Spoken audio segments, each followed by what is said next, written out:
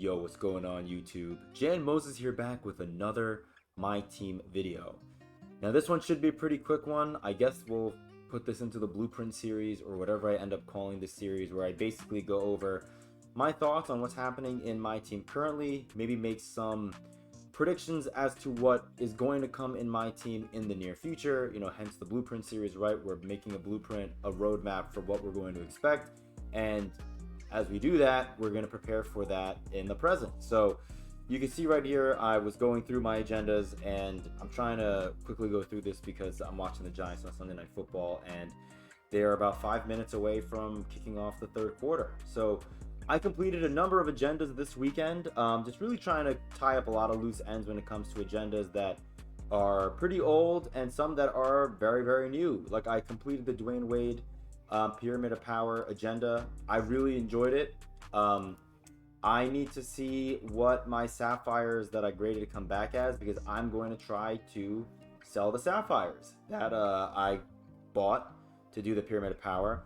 And I'm doing that because I'm strongly debating getting the Kawhi Leonard that, I got Sam Jones, that's cool.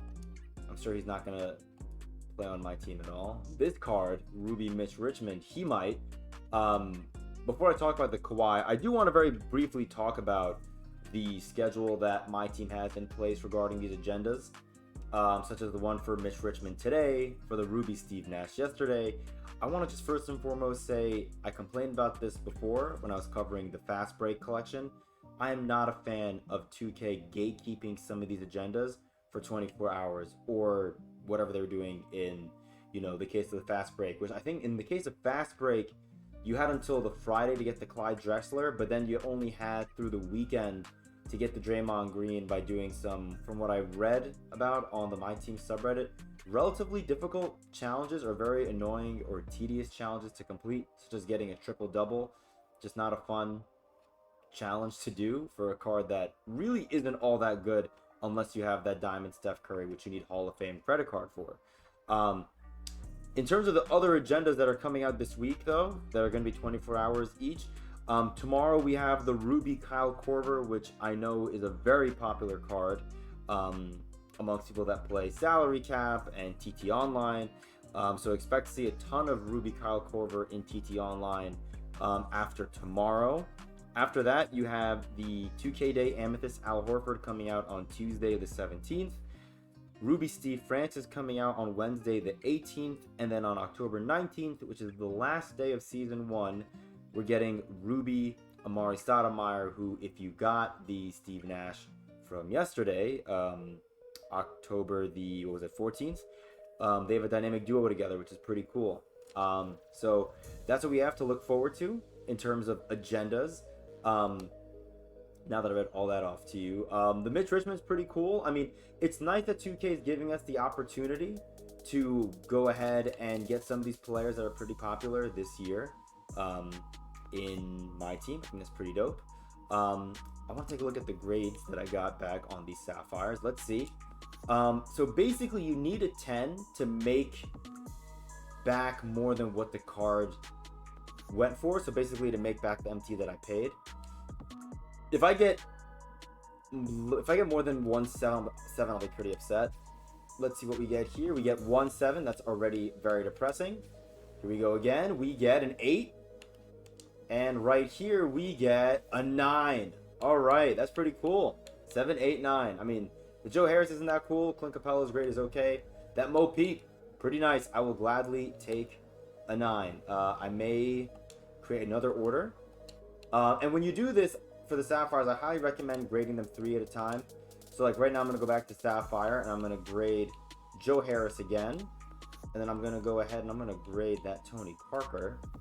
And then I'm going to go ahead and I want to grade the Tom Chambers. I'll take him out of my clutch time lineup. So it's going to cost me 1800 MT, which is fine. 200 MT off. We'll do that. We'll check that in 35 minutes or maybe tomorrow. I don't know. We'll see what I do. I talked about getting this Kawhi Leonard card with my, I'm looking in the wrong place, player market. This Kawhi Leonard card right here. Because, first of all, agenda-wise, you get Sidney Moncrief, and Gary Payton. I think Gary Payton's from getting 5 steals across all game modes in multiple different game modes, so you didn't have to get 5 steals in one game, obviously. And then the Sidney Moncrief is 20 fast break points over multiple games, so pretty easy to get both. Outside of that, I believe you add up the cost of these 3 players right here, it comes out to 195 or something K, something like that, I want to say. I think it's a hair under 200K, which is not bad. I mean, the Bobby Jones card is a fun offline card, but he's a 30 or 35 3-point shot rating, so you're not going to really use him online probably ever. And Kevin Mutombo is just, you know, a card if you want to bring him into like a challenge or something. Maybe he's useful for you in salary cap. Who knows? I don't really know. But the Marc Gasol looks really, really good. Really, really solid defensively. Obviously, he's in the defensive set for the perfect build. Hall of Fame anchor and post lockdown is fantastic. He has an 81 3-ball. 40 speed is really unfortunate on this card, but he has 74 lateral quickness, which isn't too bad. I feel like you can get away with 40 speed, honestly, but you know, it's just unfortunate that he has to have that. His badges are pretty good, though, in terms of shooting badges. I think he has a gold catch and shoot and a corner specialist, which is pretty nice. And this Kawhi Leonard card is absolutely insane. I mean, some of the best ratings that I've seen on a small forward card this year. And he has Hall of Fame glove and clamps, which is pretty nice. So I probably will add him, and I may add him this week. But the only thing that I'm sort of hesitant on is, what if they drop Miami Heat LeBron James this Friday? I know I've been talking about it now over the course of a couple of videos that we have here on this channel. And again, my rationale for that is we've gotten the Dwayne Wade card from the Pyramid of Power. We have, through the Gauntlet, this Chris Bosh card, which I want to grind for. We still have roughly 3 weeks, so I'm not rushing to go and play Triple Threat Online for him. I'm happy to wait until Season 2. Maybe I'll even start it this week. I kind of want to get Kawhi Leonard and grind this, but I kind of want to see what they drop on Friday, because Season 2 is coming. They had a pretty big drop with KD being accessible this past Friday, and Kawhi Leonard, a really, really popular card, and, you know, 195K for that Kawhi and the Marc Gasol Amethyst cards, really a good value. And I think you're seeing a lot of the community, at least the ones that I've seen online this weekend when I played Clutch Time Online, I've seen a number of them have that Kawhi Leonard already, so that Kawhi looks really good. But point is, we got the Miami Heat Dwayne Wade card from Pyramid of Power. We have the Miami Heat Chris Bosh card from the Gauntlet. It only makes sense that the most popular of the Heatles, of that Miami Heat trio from the early 2010s, LeBron James, is the one that 2K puts in packs. And I would not be shocked if 2K drops it on Friday, because we got a Kawhi Leonard that's relatively affordable this past Friday.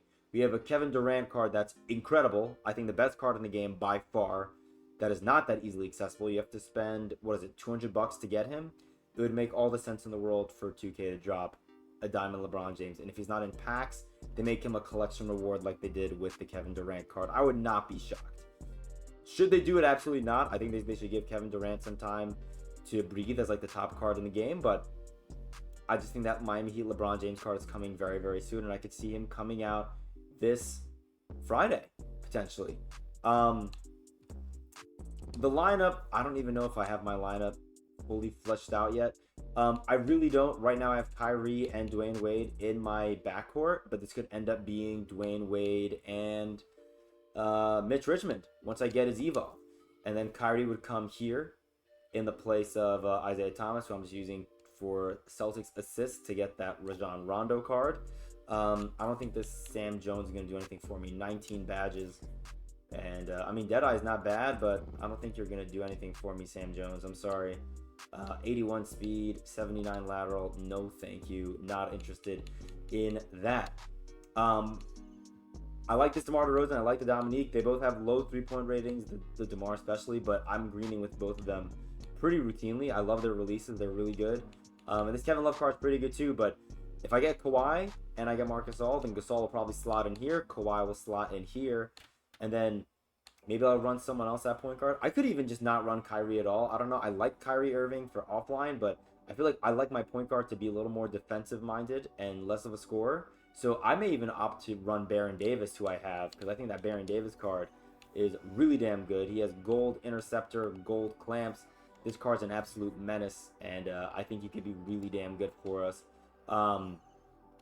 But yeah, we'll see. I may drop another video, hopefully towards the end of the week, going over what they reveal as to, you know, season 2 content and what's coming out first day of season 2. But that's all I got for you for right now. Really quick video. Hope you enjoyed. Until next time, I'll see you later.